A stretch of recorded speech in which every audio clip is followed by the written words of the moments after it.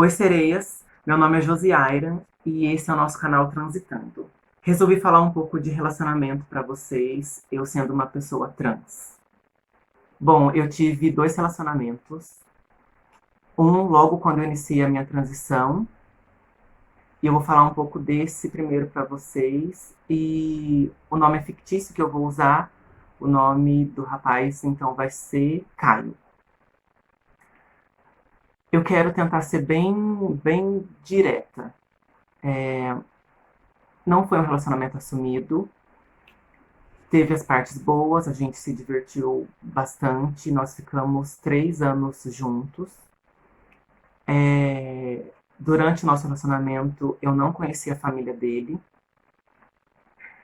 Eu digo assim, dentro dos 2 primeiros anos eu não conhecia. Ele não fazia questão nenhuma de me apresentar, mesmo porque ele tinha medo do que os pais dele poderiam dizer. Às vezes que a gente saiu, ele sempre entrava na frente nos lugares, que com certeza era para ver se tinha alguém que ele conhecia. Ele chegou a conhecer os meus pais. Aqui em casa era totalmente normal. Ele vinha geralmente na sexta e ia embora na segunda-feira cedo, mas nunca me levou até a casa dele.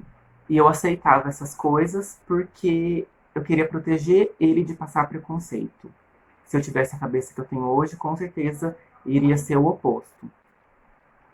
Nós fomos uma vez no cinema em todo o tempo de relacionamento e ele ainda me levou em outra cidade, no cinema de outra cidade. Hoje eu paro para pensar o quanto era humilhante, né? E eu aceitava esse tipo de situação.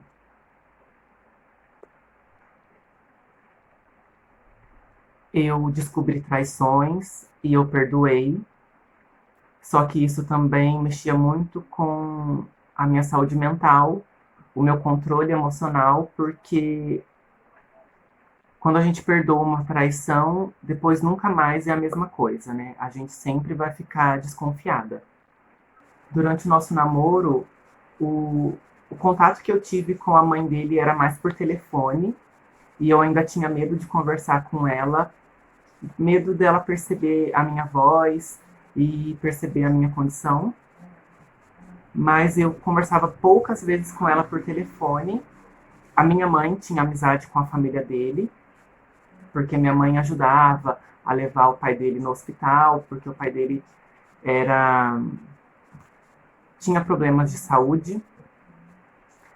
E, e logo quando nós terminamos, eu resolvi conhecer a mãe dele. Ele tinha esquecido uma blusa aqui em casa, eu levei até a casa dele enquanto ele não estava. Conheci ela, foi um encontro saudável. Ela com certeza percebeu que eu era trans, mas não disse nada, me tratou bem, tomamos café e tivemos um diálogo produtivo. E no mesmo dia à noite ele me ligou e perguntou por que eu tinha ido na casa dele, por que eu tinha feito aquilo. E eu disse que eu queria conhecer a mãe dele. E na minha cabeça eu pensei, se dane, a gente já terminou mesmo e eu vou. Eu sei que eu fui abusada, mas eu quis. Hoje em dia, eu e minha família temos amizade com a família dele. A mãe dele me adora. Até gostaria que a gente que a gente voltasse, reatasse o namoro, mas eu estou em outra fase da minha vida e acredito que isso não aconteceria mais. Eu não guardo o rancor dele, jamais. O que a gente passou fez eu aprender muita coisa. A pessoa que eu sou hoje, ele também fez parte, né? Com os erros e os acertos, hoje eu me tornei uma pessoa que eu me aceito mais. A minha intenção em falar sobre essa fase da minha vida é alertar as meninas o seguinte: quando o rapaz, logo no início, ele não tem um interesse, não demonstra o interesse de te assumir, é mais fácil você encerrar a relação ali. Porque provavelmente ele não vai mudar ainda mais se ele demonstra ter medo da sociedade, medo da família, descobrir esse relacionamento. Então, isso é uma coisa que ele tem que resolver com ele, é, da forma dele, fazer terapia, sei lá. Mas a gente tem que se amar o máximo possível para não aceitar esses relacionamentos abusivos. O meu último relacionamento foi com o Léo. Nós nos conhecemos no Badoo e tivemos um relacionamento de 4 anos. O namoro já começa errado quando logo no início você descobre mentiras. Diferente do meu primeiro namoro com o Léo, ele me assumiu.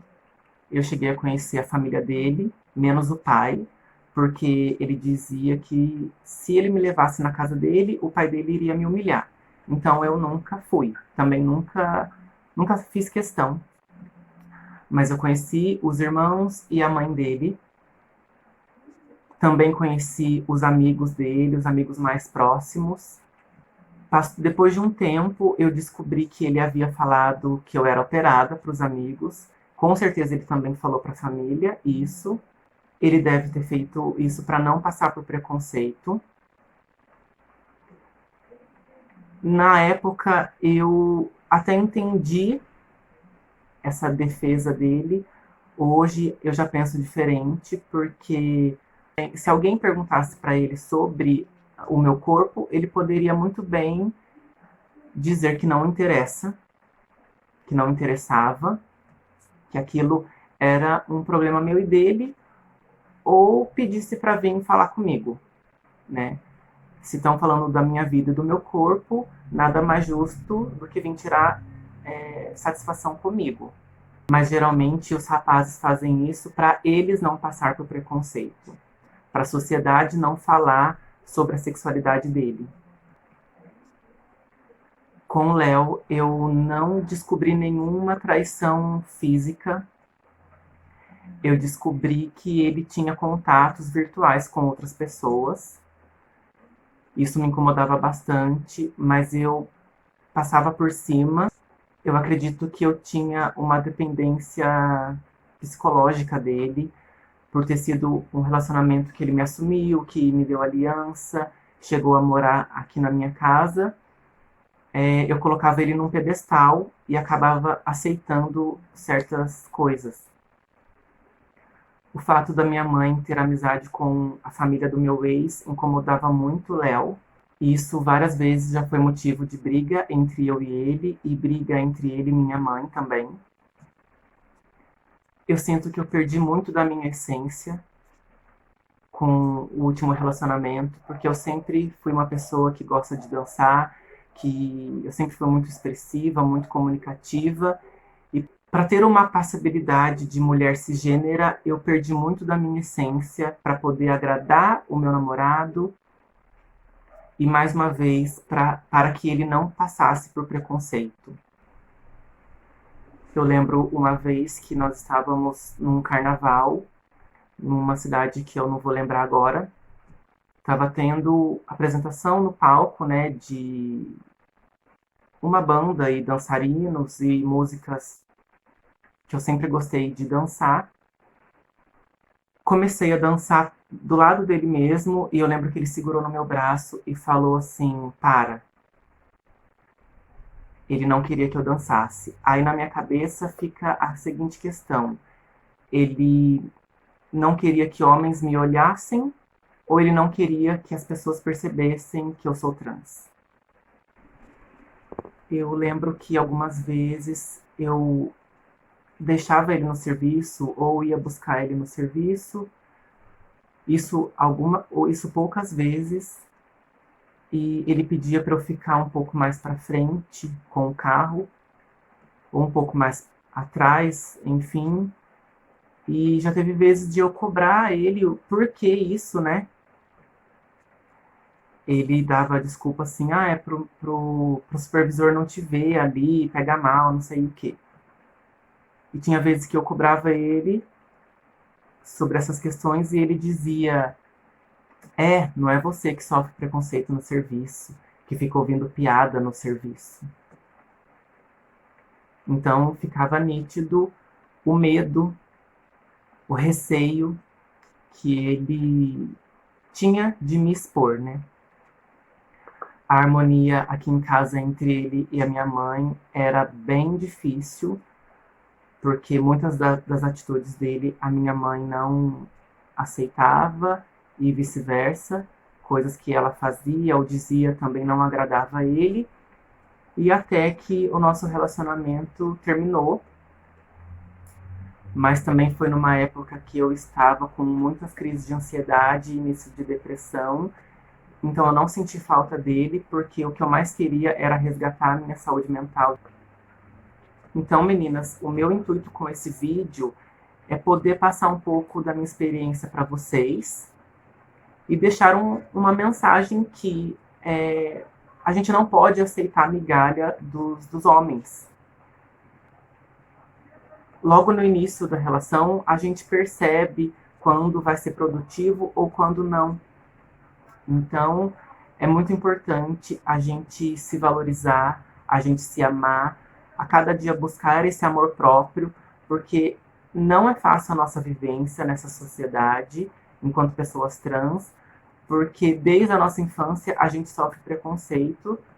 Então, na nossa fase adulta, nem que a gente fique só, que nós não tenhamos nenhum companheiro ou companheira, né? Mas que a gente sempre busque esse amor próprio. Isso é o mais importante. Sabemos que a maioria dos homens não tem coragem de assumir uma menina trans, mas isso não é uma regra. Tem muitos garotos bonzinhos, bonitinhos, fofinhos, que estão dispostos a ter um relacionamento saudável com a gente. E vamos observar e tentar encontrar nessas pessoas um companheiro fiel, um companheiro leal e que nos proporcione momentos muito bons. Eu espero de coração que vocês tenham gostado do vídeo, que eu possa ter ajudado um pouquinho vocês, tá bom? Se inscreva no canal, me siga no Instagram, deixe o seu like, um comentário. Até o próximo vídeo, um beijo. Tchau!